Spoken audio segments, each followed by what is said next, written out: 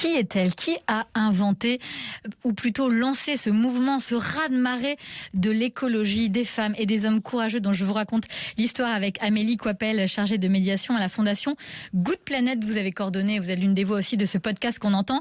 Tadam, podcast pour enfants, mais pas que. On est en 1962 et c'est une date importante pour le monde et l'environnement que publie la biologiste marine, l'américaine Rachel Carson. Eh bien, elle publie Silent Spring, donc le printemps silencieux. C'est un livre où elle parle justement des aspects négatifs des pesticides. Et à ce moment-là, c'est impensable de parler de ça, surtout face aux industries chimiques, etc.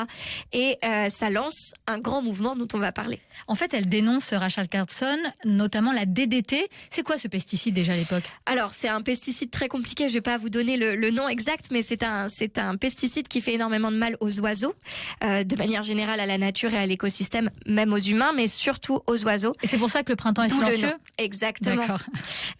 Et donc, son livre va d'ailleurs conduire à l'interdiction de ce DDT et même des autres pesticides un peu plus tard. Elle va même dénoncer, Rachel Carson, le discours des fabricants. Qu'est-ce qu'elle dénonce dans ce discours? Et ça, c'est nouveau aussi.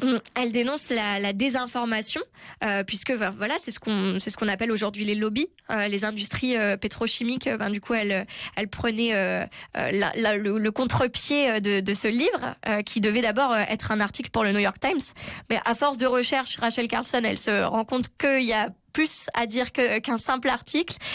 Et donc, elle va écrire ce livre. Et les industries vont s'y opposer. Et d'ailleurs, elle dira même que les autorités publiques acceptent ces revendications de l'industrie sans vraiment se poser de questions. Donc en fait, Rachel Carson, avec ce livre, Le Printemps silencieux, en quelque sorte, elle va instiller le doute dans l'esprit de la population? C'est ça, elle va sonner un petit peu l'alerte, et donc elle va être rejointe aussi par d'autres scientifiques qui vont se joindre à elle et dire qu'effectivement il y a des problèmes, que c'est cancérigène, que c'est problématique pour l'environnement, etc., etc. D'ailleurs, quelques années après, c'est la DDT qui sera supprimée du marché. On est en quelle année? Est-ce qu'elle a eu la chance, Rachel Carson, d'assister aux bénéfices de son travail? On est en 1972, donc il me semble qu'elle est encore en vie. Malheureusement, d'ailleurs, c'est très lié à son parcours, mais même si ce n'est pas fait exprès, mais elle est décédée d'ailleurs d'un cancer, enfin d'une crise cardiaque, mais liée à un affaiblissement lié à son cancer.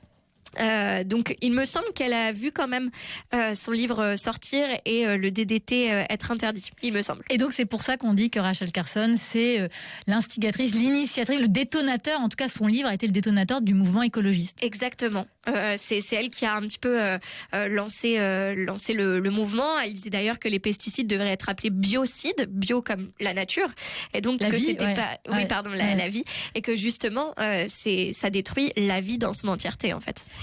Minute Papillon sur France Bleu, Sidonie Bonnec.